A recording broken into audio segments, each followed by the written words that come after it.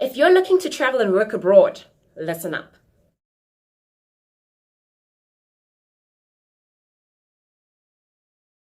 Hi guys, welcome back to my channel. For those of you visiting for the first time, my name is Zanele. If you haven't subscribed, press that subscribe button. Also remember to press the bell button so you get notifications every time I upload new content. Basically, this channel is all about engineering, leadership, and career development. I started this channel because I recall when I was looking for information, especially around the GCC, it was very difficult to find a lot of content and information online. So what I'm trying to do is make it a little bit easier for individuals who are still searching for that information, sharing my own personal experiences, also to help make it a bit easier and accelerate our progress and progression as engineers, as leaders, and really as people trying to progress in our careers. So there are a number of questions around qualifications, around accreditation, especially from some of you guys that are international, asking about whether your qualifications are recognized here in South Africa and how you can register with SAQA. So what I did is started a small series on the NQF and SAQA. So check out the 2 previous videos that I've uploaded on the definitions of the different NQF levels with SAQA as well, but also with whether your GCC, your PRN, your MBA, they do warrant you and give you an additional level on the NQF. If you're looking to use your qualification abroad and work there, it's important for you to know whether it is recognized internationally.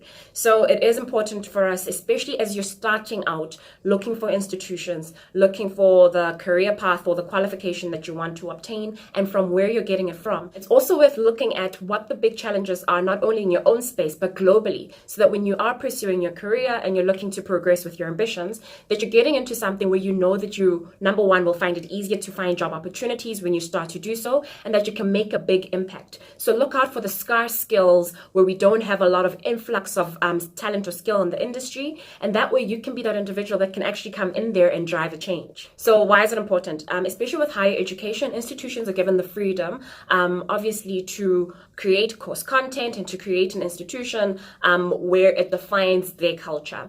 However, sometimes this can get lost in translation, and we may find varying levels of education, especially the quality of education. The reason it's important, especially for international recognition, because there are different cultures, there are different environments, there's different styles of landing a message. Standards may vary between one country to another. So it is important to have a level of calibration between the different countries. And this is why you have bodies like SAQA, or those that assess syllabi, the content, the quality of education, to ascertain and ensure that an engineer or a business professional in one country is able to travel cross-border and thrive in a different environment because the content is somewhat similar or because the quality of education is sufficient. In South Africa, all higher education programs must be assessed by SAQA. If you guys haven't seen the detail around SAQA and NQF, please do check out one of my previous videos. I'll leave a link to that at the end of this video. And also, they must be listed under the NQF.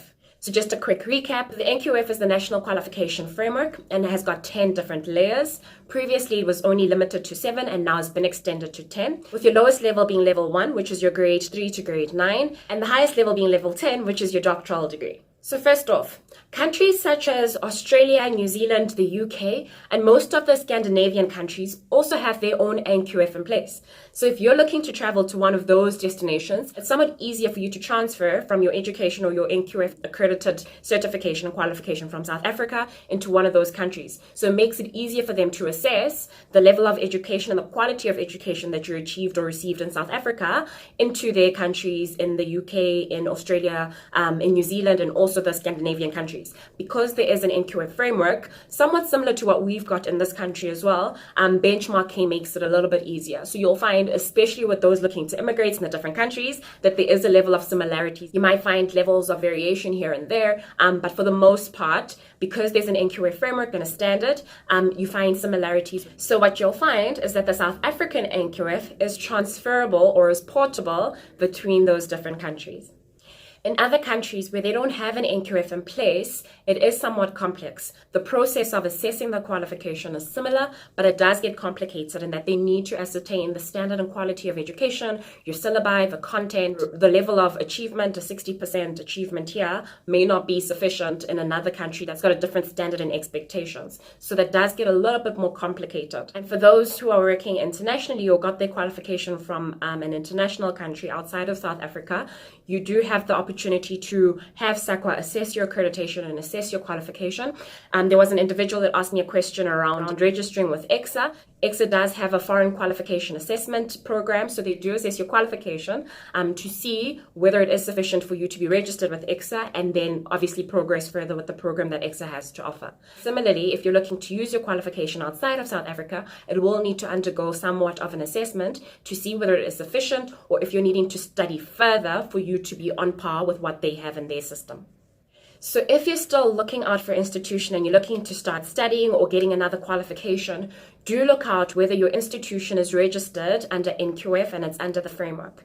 If it is not, do seek out an institution that is registered under the NQF. That way it makes it easier for you to approach SAQA, for them to assist you if you're looking to go abroad, and for them to help you ascertain whether the qualifications and level of education that you're getting here will be sufficient to make it easy for you to get job placement outside of the country. I'll leave a link below to a list of all the institutions that are registered under the NQF. That way it'll make it easier for you in making a decision whether you're going and approaching the right institution, or if you've got the ambition of working abroad, that you redirect your choice and actually select an institution that is registered under the NQF. That way it'll make it easier for you to progress and transfer when you're looking to move across. The decisions that we make now can ultimately affect our future, but it's never too late, obviously, for you to correct any mistakes or lack of information or knowledge that you would have received or gotten in the past. So if you do have the opportunity to change your course and make sure that you're opening up your opportunities and horizons, then by all means do so.